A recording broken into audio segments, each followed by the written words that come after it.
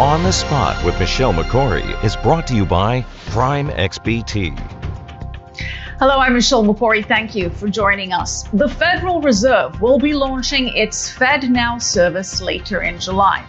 This will be the first government-created platform to help banks transfer money in real time. It's similar to what the private sector has created through apps like Venmo and Cash App that send funds almost instantly. And the Fed says that with FedNow, businesses and individuals will be able to send and receive instant payments at any time of day, and recipients will have full access to funds immediately, giving them greater flexibility to manage their money and make time-sensitive payments. So it sounds good, it sounds efficient, but there are those warning that this will essentially lay the groundwork for facilitating a CBDC, or central bank digital currency. Now, the Fed has said that FedNow is not related to a digital currency, that it has made no decision on issuing a CBDC, and that it would only proceed with an authorizing law. So what is a CBDC? Well, generally speaking, a central bank digital currency is the digital form of a country's fiat currency. A CBDC is issued and regulated by a nation's monetary authority or central bank. It is programmable, so can be modified to work or not work in certain transactions, and it allows authorities to monitor every single payment made and received, obliterating financial privacy and anonymity. Now, supporters of CBDCs claim that they will prevent money laundering, prevent and deter criminal activities, and will improve the speed and security of transactions, and can be used to fine-tune monetary policy and allow for financial inclusion. Critics, however, warn that CBDCs are the ultimate tool of control, censorship, and surveillance. And my next guest certainly agrees with the critics. He says that CBDCs were concocted in hell by Satan himself. Rich Chekin is the president and chief operating officer of Asset Strategies International. He's an expert on precious metals and currency markets. Rich, welcome back to Kitka. Good to have you with us. Oh, it's great to be back. Thanks, Michelle, for having me. Rich, good to have you with us. And we will certainly elaborate on your very strong opinion about CBDCs. But before we get to that, let's start with FedNow. There's still no specific date when it will exactly be launched, expected later this month. But the Fed did announce that we've got 57 firms certified to use this new instant payment system, 41 banks, 15 service providers on the list, including industry leaders like JP Morgan Chase, Bank of New York Mellon, Wells Fargo, big names there. So, Rich, help us understand why the Fed is doing this. What is the advantage for the Fed in launching FedNow? Well, there are several advantages. You know, it all started back last year, March of 2022, with Executive Order 14067 signed by President Biden. And basically, they were talking about cryptocurrencies in general, and they outlined a whole bunch of provisions that are looking to protect the citizenry and businesses and financial markets through a thorough analysis of cryptocurrencies and their impact on society. And in the end, the very last bullet was to explore U.S. central bank digital currencies. They followed that up after a year's worth of work on this effort, early spring, February, March of this year, April, and they came out and they said, listen, in July, we're going to launch FedNow. And this is a new payment system. It's, get the verbiage right on this thing. It's what we call a real-time gross settlement system, much like FedWire, similar to Fed ACH. It's just a method of payment. Of course, like you, that got my inbox of emails overflowing with ads every day saying this is the end of the world, this is the start of CBDCs, and it's coming on July 31st. We don't know exactly when it's coming. It's coming sometime in July. You're right. There's a lot of early adopters that are out there with some big names involved. Okay, but explain why the Fed is doing this. What is the advantage for the Fed and for the banks and the participants behind this? Is this purely an efficiency play? What is the reasoning that the Fed has put forward behind this initiative? I think that's part of it. Part of it is financial access for the unbanked. From a government standpoint, I think that's, or underbanked. From a government standpoint, I think that's important. Let's face it, if you're a politician and you make the financial sector and financial services available to more people that didn't have it in the past, you probably just garnered some more votes. I think that's important from a government standpoint. From the U.S. standpoint, it's about the global lead in this effort. Let's face it, worldwide, they're exploring, central banks around the world are exploring central bank digital currencies. And where would we be as a leader in financial markets? Where would we be with financial dominance in the global economy if we didn't have a hand in that development? There are efficiencies, no question, about domestic and cross-border payments. The costs drop through the floor, the speed and the timing and the locations where transactions initiate and end can happen in the blink of an eye, 24/7, 365 a year. So that's obviously very positive. That's very positive from a global business standpoint to be able to transact and settle so quickly. And, again, I think it's one step closer to a central bank digital currency. And I think, for the current world's reserve currency, I think it's important to have that lead role. I think I told you off air, I'm a big fan of FedNow. I don't like the fact that I think it's a slippery slope that leads to the evil of CBDCs. Okay, and we're definitely going to get you to mouth off on why you think CBDCs are so evil, and certainly many agree with you. I certainly have very, very strong concerns and reservations about CBDCs. But before we get to that, I do want to expand on this idea that FedNow is potentially laying the railway down for this, laying the groundwork, if you will, because the Fed has said that FedNow is not related to a digital currency. This is all on their website. They've said that they've made no decision on issuing a CBDC, that would only proceed with an authorizing law. We do know that Fed Chair Jerome Powell told the House Financial Services Committee in March that issuing a CBDC is something that Congress would need to vote on, that it would require congressional approval. And as this launch has neared, the Fed has issued statements saying the FedNow service is neither a form of currency nor a step toward eliminating any form of payment, including cash. Now, some could say the Fed is protesting a little too much here, but why is this igniting concern that this is laying the railways to a CBDC? It's the building block on which a CBDC would follow, plain and simple. So, you can't have a central bank digital currency unless you have a blockchain distributed ledger mechanism in order to implement your CBDC down the road. It is the first step. It is the cornerstone, if you will, for a central bank digital currency. And that's why a lot of people are protesting. I will tell you that you're absolutely correct. In this country, in the U.S., you must have the authority of law to make this change to our currency. There's no question about it. You can't go cashless without it. It does require the input of Congress. It does require the acceptance from the executive branch. All those are elected positions. And that's why a lot of people feel this is several years down the line. This is not tomorrow. It's not July 31st.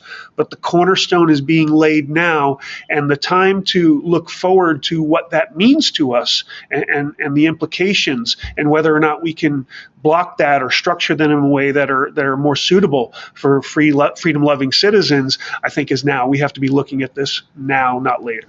Yeah, no, absolutely have to be vigilant and aware of what this could possibly mean. And now, even if FedNow is not part of the overall CBDC master plan, as the Fed contends, but we do know, as you mentioned, that a CBDC is being explored. You mentioned how President Biden in March of 2022 issued that executive order 14067, which facilitates the development of digital assets, including CBDCs. We know that the Treasury has confirmed that it's leading an interagency working group to study a potential U.S. CBDC. And we know that the Federal Reserve Bank of New York launched a CBDC pilot program with 9 major U.S. financial institutions like HSBC, like Citi, to explore the feasibility of a U.S. central bank digital currency. So they're certainly looking at it. It's not clear where we are in terms of development, but being actively explored.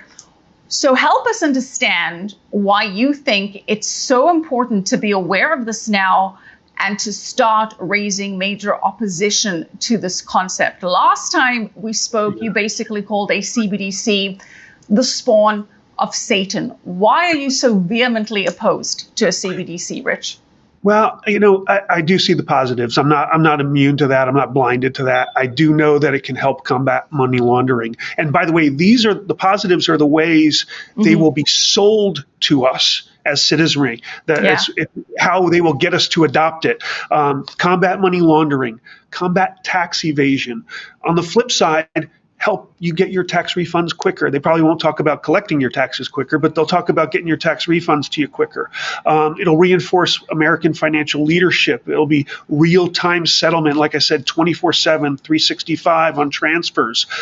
There will be incredible cost savings. There'll be time savings, and time is money. There'll be inclusion of the or underbanked, and that will get more benefits and entitlements in their hands quicker for those in need. But the negatives for me are just so overwhelming. It's increased government control. There's no two ways about it. They will have complete and utter control over your finances through your CBDC account.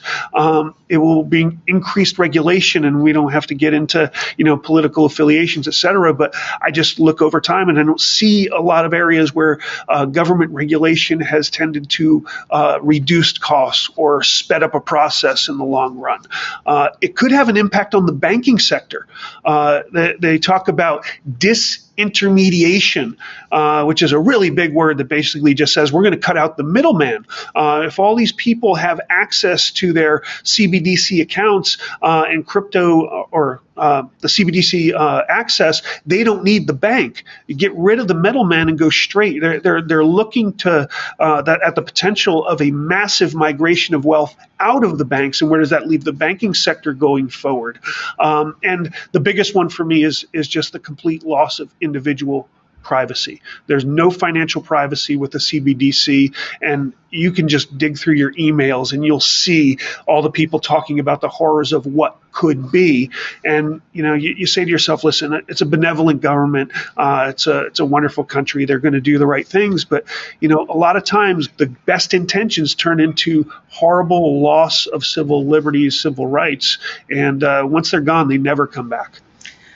Yeah, Rich, if COVID taught us anything, it's the ability for governments to completely overextend and overreach their authorities at the expense of people's freedom and liberty. And one of the biggest issues, of course, is that this currency is programmable, meaning that governments can decide when it'll work and when it won't work, meaning what transactions will be allowed. Yes. And that is opening up a Pandora's box for governments to decide what you can buy and what you can't buy and in what amounts. And a lot of people have raised the issue that this could be integrated into climate change concerns and issues, if you will, meaning that if you have purchased over 10 plane tickets a month, you have exceeded your carbon allowance output, and your currency will not work to purchase another ticket, or it would, but with a premium to penalize you for your carbon footprint, for example. So, like a toll lane on the highway to drive faster, it's the same thing, yeah.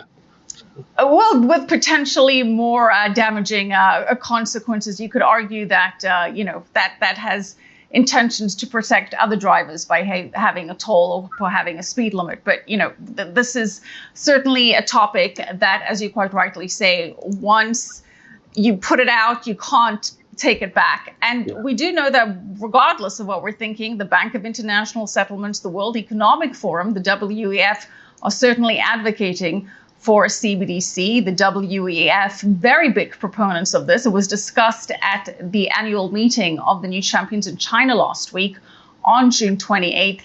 And we had Cornell University professor Aswa Prasad speaking about CBDCs. I want to play the soundbite for you and get your thoughts on the other side. Let's watch. And the one final note I will make is that if you think about the benefits of digital money, there are huge potential gains. It's not just about digital forms of physical currency. You can have programmability, units of central bank currency with expiry dates. You could have, as I argue in my book, a potentially better and some people might see it, or a darker world where the government decides that units of central bank money can be used to purchase some things, but not other things that it deems less desirable, like, say, ammunition or drugs or pornography or something of the sort.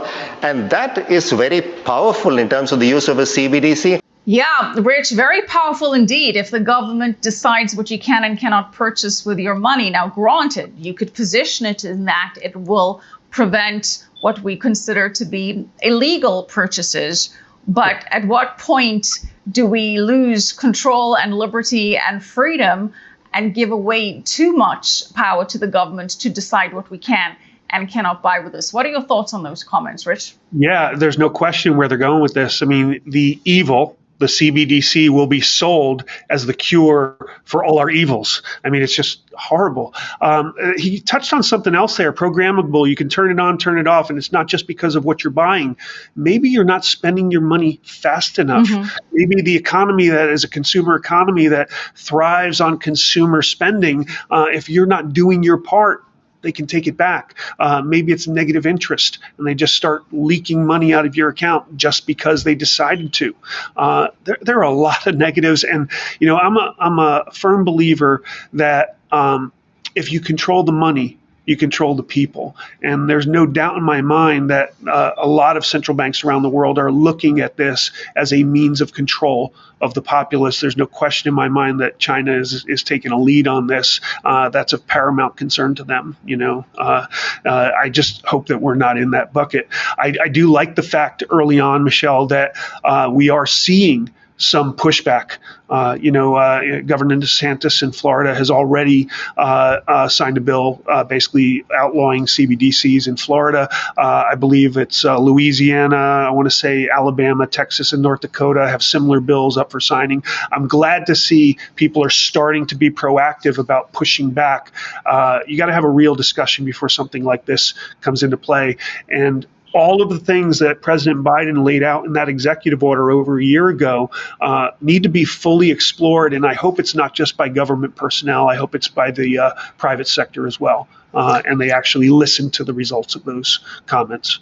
Right. And you touched on this idea that this would eliminate banks as intermediaries. Hopefully, that's a good thing, and that we may see some pushback from the big banks. Perhaps they could be leaders in lobbying against this if it means that they get taken out of business. Very possible, but also, you gotta think that the banks are beholden to the Fed, right? So they're keeping them in business as well. So we'll find out who's got the power in that relationship pretty soon, I think. Right, and as you mentioned, this could be used as a tool of monetary policy, as we heard in that soundbite, that the money can be programmed to expire to encourage consumer spending. As you mentioned, this is a lot more efficient than interest rates, for example. We have too much inflation. Guess what? We suck out a certain percentage out of the economy and we do it equally so everybody loses the same from their, digital wallet. But I mean, how likely do you... Go ahead. I was saying, oh my God, that doesn't sit well with me, but go ahead, finish your thought. It doesn't sit well with you. And as I said, you've had some very choice metaphors to describe your overall position on CBDCs. What was that line you told me? I think it was a year ago when we were talking about this. Yeah, the central bank digital currencies were concocted by hell and by Satan himself. There's no question in my mind. I think I see the possibility of the negatives here, and I hope people have more level heads about this. It is not. It's not necessarily evil. I love cryptocurrencies because I love the fact that they're decentralized. Right. The problems that we're trying to fight in terms of interest rate manipulations and everything else to get us down to a certain level of inflation. I mean, this is all brought brought up by ourselves. We're not saying no. We have no leaders, in my opinion. Look around the globe, no real leaders like we used to have, where people would say no to spending. They'd pick and choose what we could afford to spend basis the revenues, and they would not overspend, or they would do so very, very in small doses, right? When the need arises and it was a true emergency, and they deal with it afterward. We're not doing that. We just voted here in the States on a debt ceiling, and we pushed it out to 2025. Does anybody know what the new debt ceiling is? No, we just pushed it out. There is no new debt ceiling. Exactly. It was like, we'll just talk about it later. Exactly. We didn't even set a limit this time around because all we want to do is overspend and continue to fund to buy the votes that get us reelected. Yeah. It's sad. And Powell and the team at the Fed, I've been very critical about them. They cannot fix this with interest rate manipulation. They can't do it until Congress becomes fiscally responsible. And there's no sign that that's going to happen.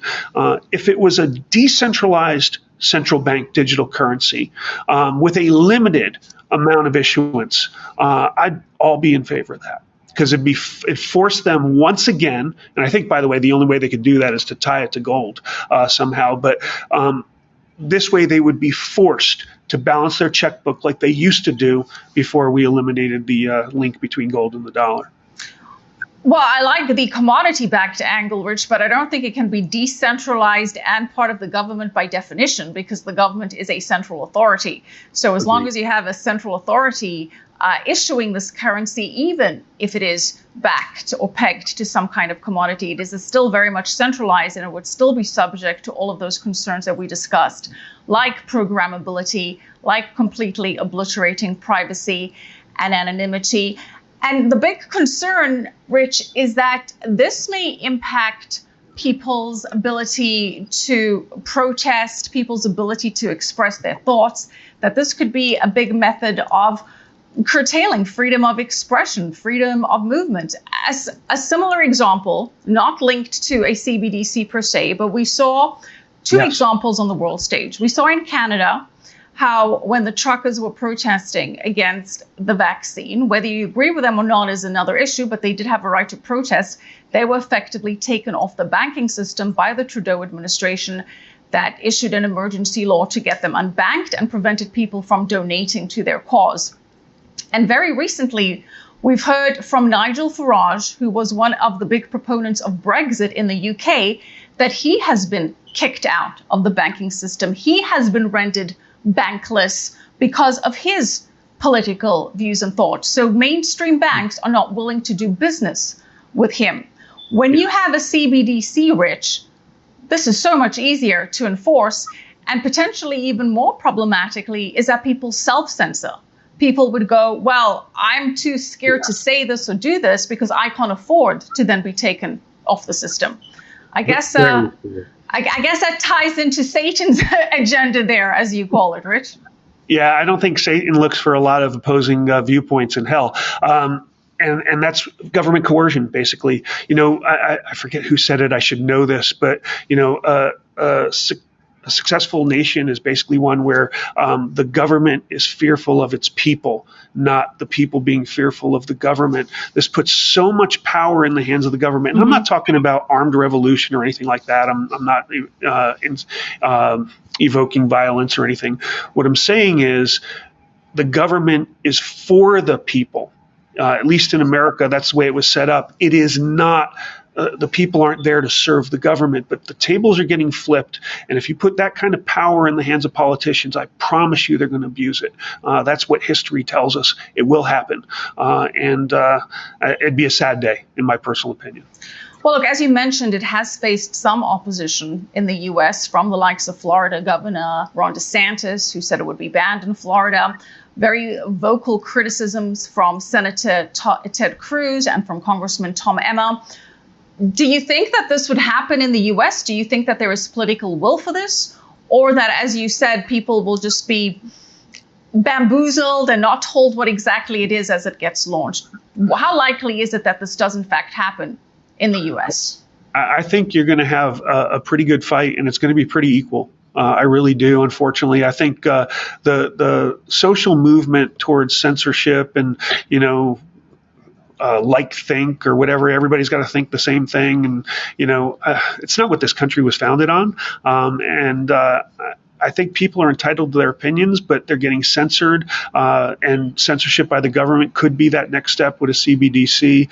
I don't like the way those things are going right now, and it's part of the reason that nobody can have a conversation and disagree civilly anymore. It used to be you and I can talk, we could completely disagree, and we'd still appreciate and respect each other's opinions, and that's gone from the table these days. I hope it comes back, and maybe this is the issue that brings it back. I like the positive spin there, Rich. I like that you're optimistic. A little bit of optimism, right? All right, Shalom. I want to start off by giving all praise, honor, and glory to Yahweh, Ba'ashem, Yahweh Shai, Ba'ashem Akakwatash. I'd like to give double honors unto the apostles and the artists of great millstone who our land is true from. I'd like to say peace and salutations to the hopefully elect. And today, it's pretty much want to go into, this clip, that I'm featuring, and, for YouTube, I'm using that video for fair use purposes. And pretty much, they're going into, the central bank digital currency, and specifically Fed now.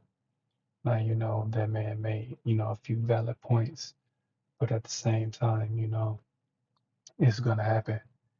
It is. Now, how they're going to roll it out, who knows? It's like they say, it's supposed to happen. They're supposed to roll this thing out, at the end of, or sometime this month, in the month of July. So we'll see. So I'm just going to bring out a few scriptures on this. Learnable in this lesson is edifying and straight to the point. Now, again, he was going into how pretty much, central bank digital currencies will be controlled. Now, again, how he's describing that is going to be on a device, because these digital currencies, everywhere are going to be, on a electronic device. There are certain countries where people are already getting, that device, that device being, the RFID, CHIP, the radio frequency identification chip, people are getting that implanted in their skin, to pretty much have their ID, their wallet, pretty much everything that they would carry in their pocket, is going to be on that device. And like you said, the money is going to be programmable. The government is going to be able to completely control, how much money you spend and what you spend your money on and how long you can have it,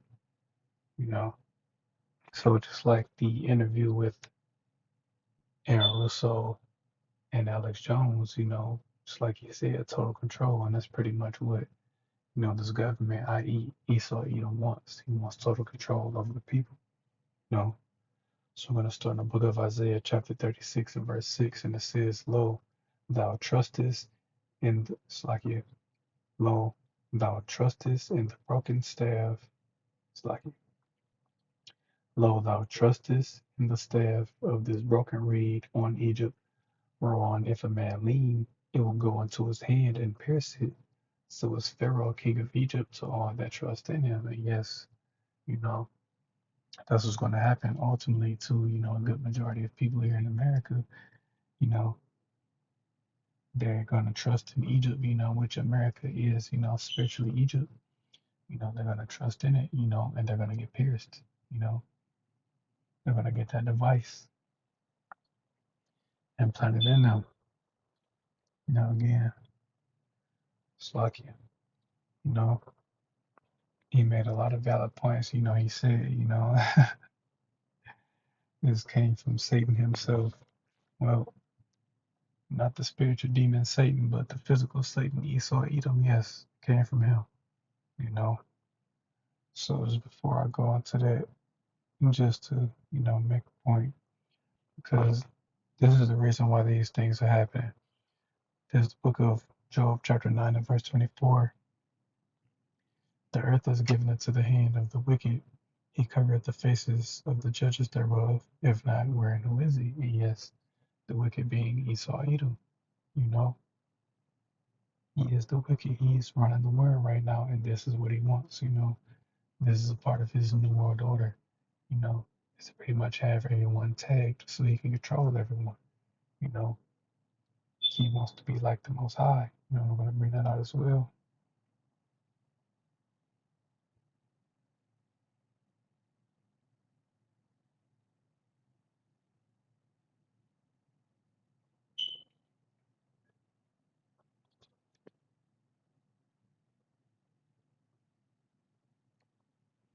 It's the book of Isaiah, chapter 14.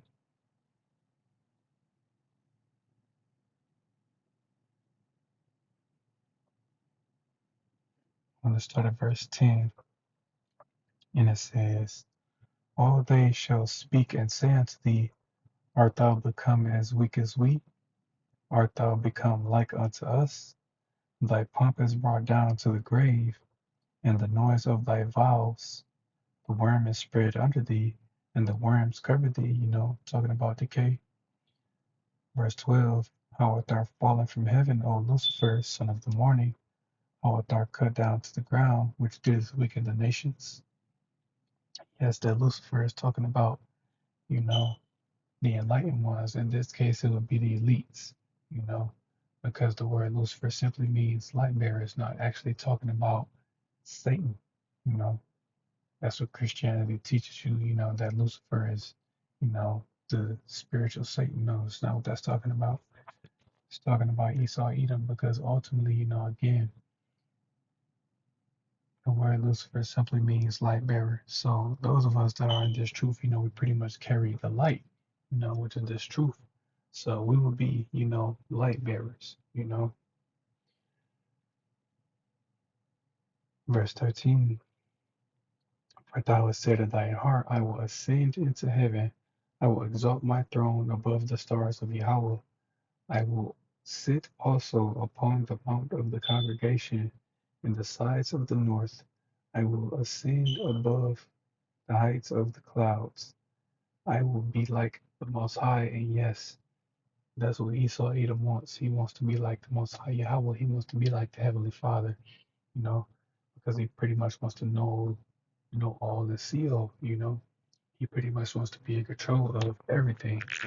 But Esau Edom isn't in control, because the Lord is in control of everything. He's the power of this universe, There is no other God with him. And he stated that, you know. But again, Esau Edom has a God complex. He feels like he is the most high, you know, but he is. Verse 15, yet thou shalt be brought down to hell, a low estate, to the sides of the pit. They that see thee shall narrowly look upon thee and consider thee, saying, is this the man that did, like is this the man that made the earth to tremble, that did shake kingdoms, that made the world as a wilderness, and destroyed the cities thereof, that opened not the houses of the Slaki, that opened not the house of the prisoners. And yes, once this man is taken down, this is how these other nations are going to be looking at him, you know, this is the man that pretty much had the whole earth in fear, that's the man that pretty much, had this technology, to destroy certain cities, you know. He has become like them, he has become like the other nations. He became weak, you know. And again, this is how these other nations are going to look at him, you know. But the point that I wanted to bring out of Isaiah 14 was Esau Edom wanting to be like the Most High, you know, because again, he wants to tag everyone. So I'm going to start at, so like this is the book of Revelation, chapter 13. I'm going to start at verse 15. And he had power to give life unto the image of the beast, that the image of the beast should both speak and cause that as many as would not worship the image of the beast should be killed. Now, yes, you do have, the elect of the nation of Israel that are going to resist this man's mark. And ultimately, certain of the elect are going to be put to death. They're going to be beheaded, but they're also going to be risen up when our Lord Yahweh Shai returns. You know, because there are going to be select few people out here that are going to resist this man's mark and be put to death for it.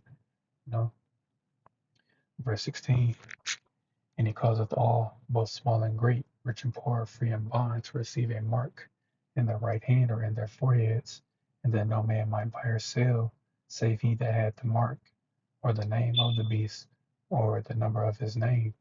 Here is wisdom. Let him that hath understanding count the number of the beast, for it is the number of a man, and his number is 636. Yes, you know, that's going into this man's mark, that RFID chip, you know, that's what he wants to, do. He wants to chip everyone. And this is what he's pushing, he's slowly rolling this thing out. It isn't coming, it's here. It's just, a matter of time, before he rolls this thing out, because again, that's what he does. He creates a problem, gets the reaction of the people, and offers a solution. And ultimately, whatever problem he brings, you know, is going to cause a major reaction from the people.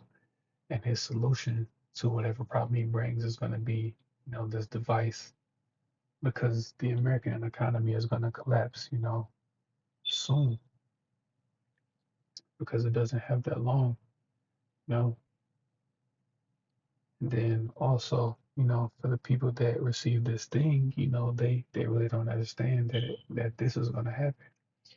It's the book of Revelation, chapter 16 and verse 2, and it says, "And the first went and poured out his vial upon the earth, and there fell a noisome and grievous sore upon the men which had received the mark of the beast, and upon them which worshipped his image." And yes, those that received this man's mark, that device, they're going to get a grievous sore, that grievous sore being cancer, because you aren't supposed to, you know, get anything.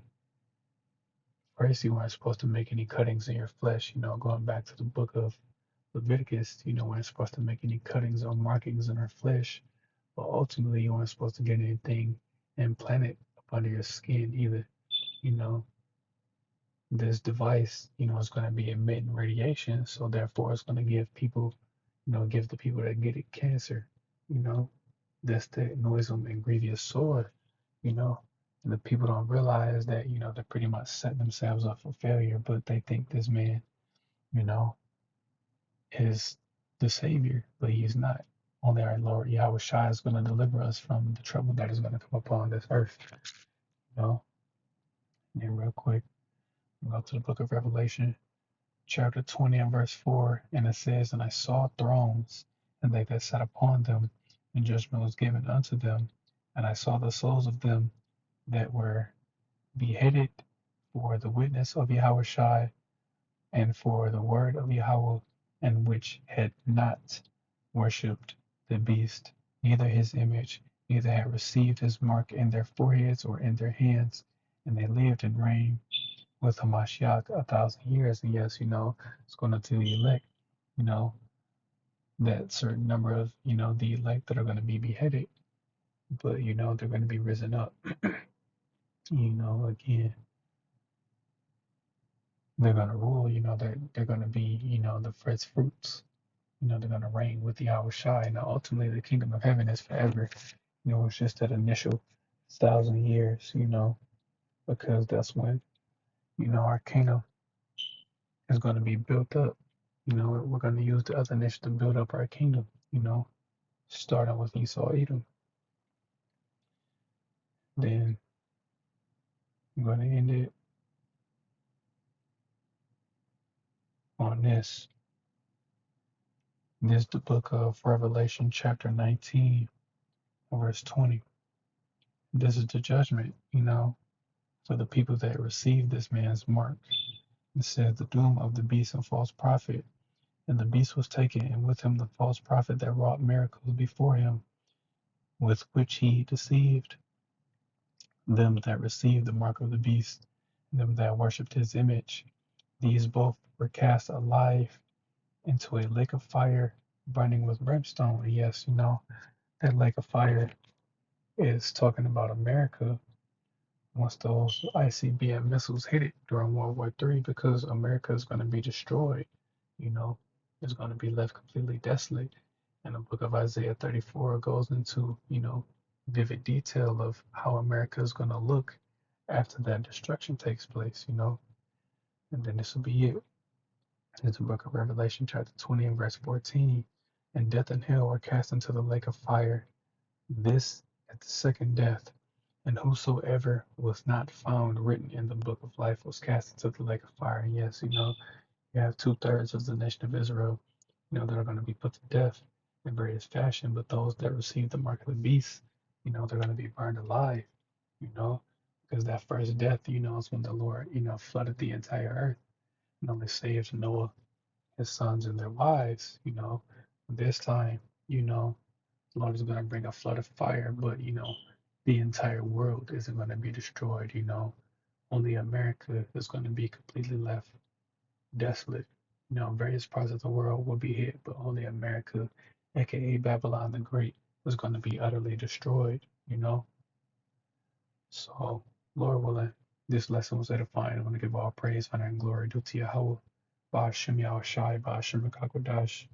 I'd like to give divine honors unto the apostles and the artists of Warrior Millstone, who I learned this truth from, and I'd like to say peace and salutations unto the hopefully elect. Till next time I say Shalom.